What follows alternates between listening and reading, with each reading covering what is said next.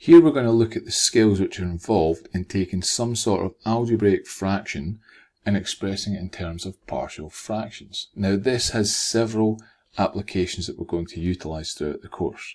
These include using them in terms of differential and integral calculus, and looking at sketching functions and working with them to find asymptotes and discontinuities. But the key thing we have to be able to do here is actually write them in this format first so that we can use them. Now when it comes to writing something in terms of partial fractions, there's three distinct formats we have to make sure we can do. We have to be able to take some sort of algebraic fraction in one of the three forms we're going to be given, determine which kind it is, and how that's going to look. So the first type is distinct linear roots. Now what that means is we've got some sort of a function, tends to be a quadratic or a linear function to begin with, over a set of brackets. So x plus a, x plus b, x plus c, and so on. Now in each of these brackets, the a, the b, the c, they are all just constants. What we have to be able to do is take this and split it off. And this is done by simply splitting it as a fraction where each of the brackets is the denominator of the other. So we end up with a over x plus a, b over x plus b, c over x plus c. Now in each of these, the a, the b, and the c are things which we determine later on in the actual calculation itself.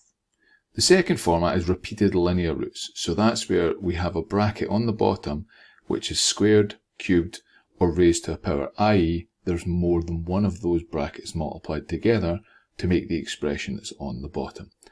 In order to do this, what we do is we have a sum of brackets where the denominator of each of them is that bracket but then raised to a higher power than the previous one. So in this case we've got x plus a squared, so the denominator of the first would be x plus a, denominator of the second would be x plus a squared. If it was a cubic, we would have another one which would be c over x plus a cubed, and it would continue on that way. We've then got a third type which has an irreducible quadratic factor on the denominator. Now this one would be where we have a bracket x plus a, and then we have a quadratic within a second bracket, so bx squared plus cx plus d, where we're unable to factorise it. I.e. we can check that by looking at the b squared minus 4ac, the determinant, and figuring out that's less than 0. So we can't factorise that, it's irreducible. In order to do this, we split it up into two different fractions. Now the first takes the same format, a over x plus a, the singular bracket.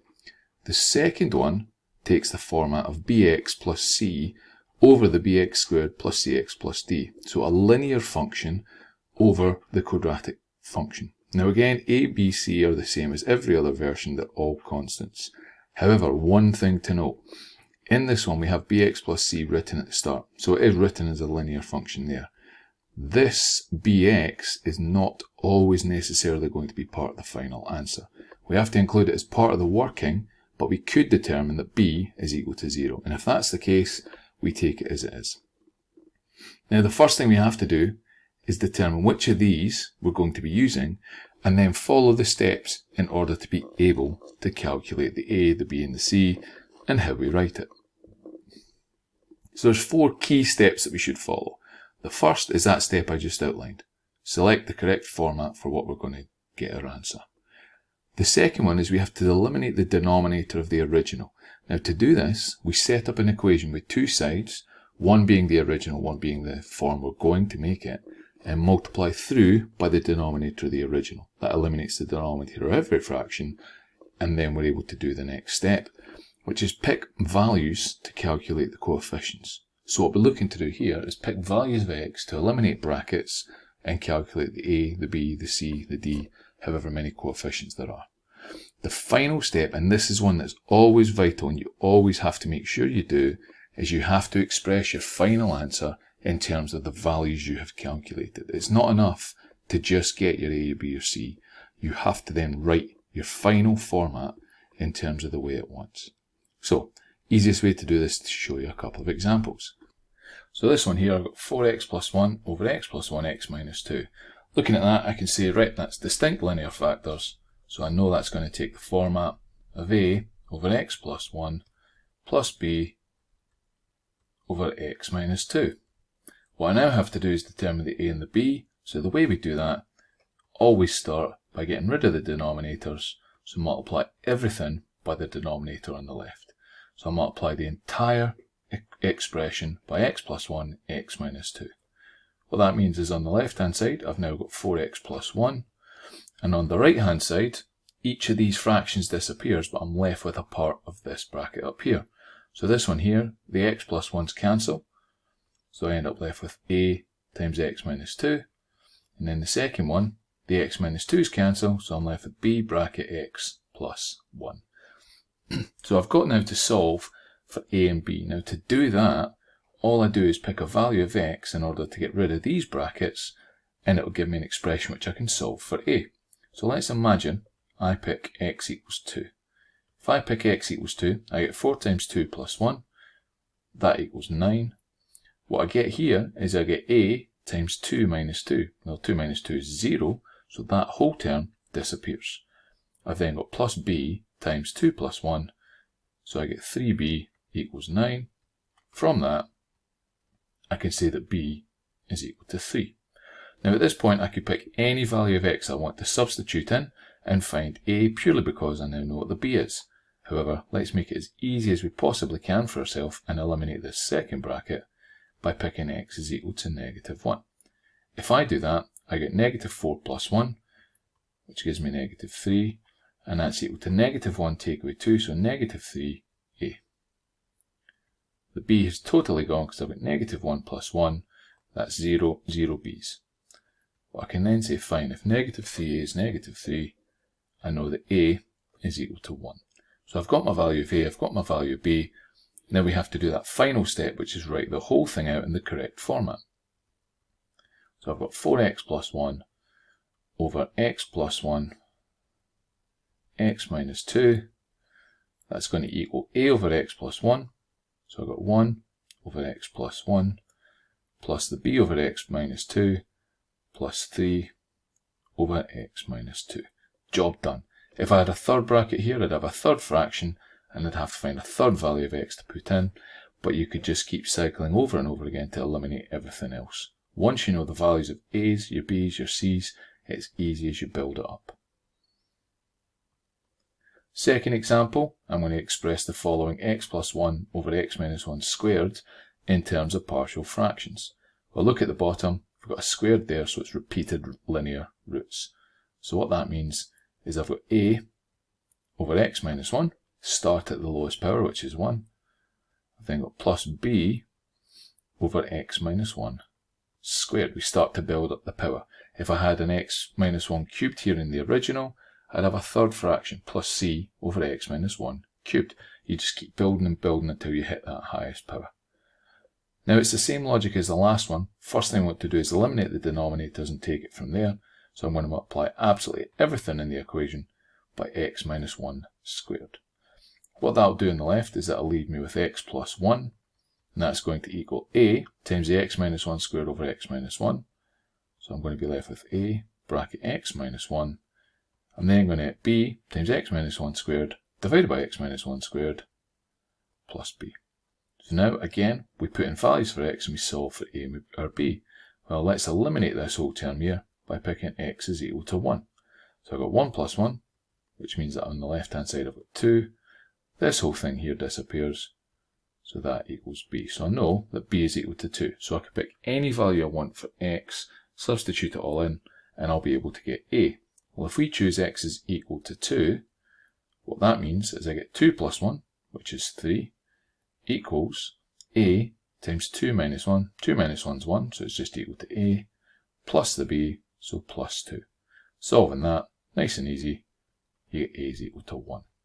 So again, I then go back to the start. Remember the question asked you to express it. So to express it, we have to write that final step out.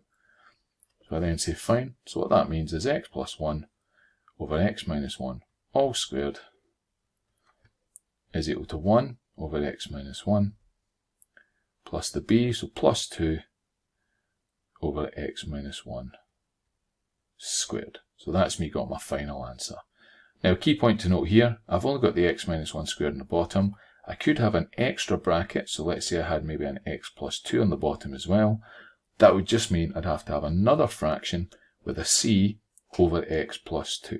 So it'd have its own distinct fraction with its own distinct denominator, and I'd still solve it the exact same way. Pick values of x to eliminate things, and then find your a's, your b's, and your c's, and then write it out. Third example I'm going to do for you is this one. So I've got 2x plus 1 over x plus 1, x squared plus 2x plus 2. Picking the format, there's a quadratic, almost looks irreducible, but let's check by using the denominator and then sticking that with the discriminant. So I get b squared minus 4ac. So b is 2 squared, take away 4 times 1 times 2. So 2 squared is 4. 4 times 2 times 1 is 8. 4 take away 8 is negative 4. So I can't factorise, it's irreducible. Great, I know the format it takes. It's going to be a over x plus 1 plus bx plus c over the x squared plus 2x plus 2.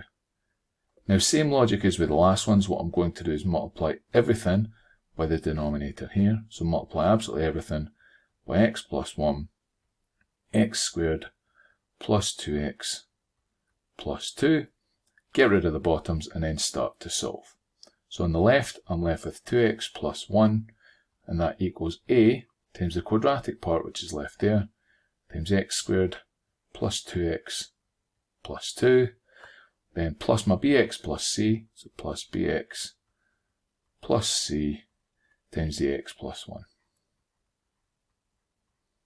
So we pick values of x to eliminate things and start to solve. If I pick x is equal to negative 1, I get rid of this whole term here. So if x is equal to negative 1, what I get is 2 times negative 1, so negative 2 plus 1. That gives me negative 1. Then this term here disappears because I've got negative 1 plus 1. I've then got a times negative 1 squared, which is 1, plus 2 times negative 1, so minus 2, which is negative 1, plus 2, which gives me 1. So I've got 1a, which is quite simply a is equal to negative 1. I then pick a value to try and get rid of something else. Well, it's bx, so if I pick x equal to 0, that term disappears. So if x is equal to 0, I get 2 zeros plus 1, so I get 1 on the left-hand side. This bracket here then quite simply becomes 0 plus 0 plus 2, so I get 2 times a, which is negative 2. I've then got plus, well, the bx goes, so I've then got plus c in this bracket, times this one, which is 0 plus 1, which is 1. So I've then got plus c. So from that, I then know that c is equal to 3. Then got to get b. Well, we could pick any value of x again. Let's pick something nice and easy. X is equal to 1. So on the left-hand side, I get 2 1s plus 1, which gives me 3. I then get a times x squared plus 2x plus 2. So I get 5 times a, which gives me negative 5. I then get 1b plus 3. And then I times that by 1 plus 1, which is 2. So I get plus 2, bracket b plus 3. Second case now is simplifying everything and calculating it all out. So I get negative 5 plus 2b plus 6. So 6 take away 5. That gives me 2b plus 1 equals 3. So I get 2b is equal to 3 take away 1, which is 2. So I then get that b is equal to 1. So I've got my a, my b, and my c. It's now just a case of plugging it all back in here and then taking it from there. So my final expression, I get 2x plus 1 over my x plus 1, x squared plus 2x plus 2 equals a over x plus 1. So I get negative 1 over x plus 1. Plus my bx plus c, well b is 1, c is 3, so I get x plus 3 over the quadratic, x squared plus 2x plus 2. So we get it written in the format that we are after. You've got to remember all these little steps. You have to remember first to select the correct format, eliminate the denominators of the original, pick values of x to get rid of the coefficients, and then most importantly, write a final answer at how we want. The question has to express it. We have to express it the way we want. Key skill here, fundamental for us in later stages of the advanced higher.